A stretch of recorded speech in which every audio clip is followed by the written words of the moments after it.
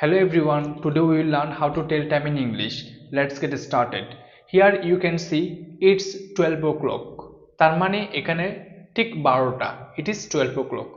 যদি আমি বলতে চাই এখন 12টা 5 তখন আমার বলতে হবে it's 5 past 12 অর্থাৎ এখানে হবে 12. It is 5 past 12.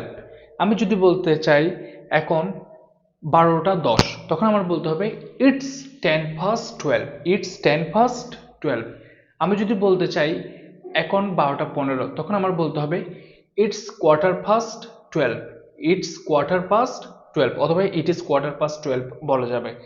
এখন আমি যদি বলতে চাই এখন 12টা 20 তখন আমার বলতে হবে it's 20 past 12।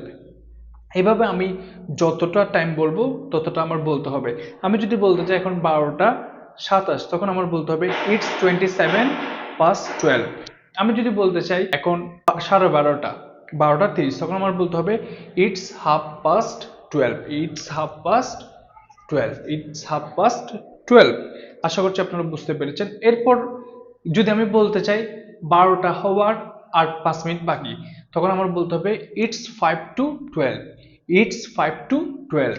It's 5 to 12। আমি যদি বলতে চাই 12টা হওয়ার আর 10 মিনিট বাকি it's 10 to 12। It's 10 to 12।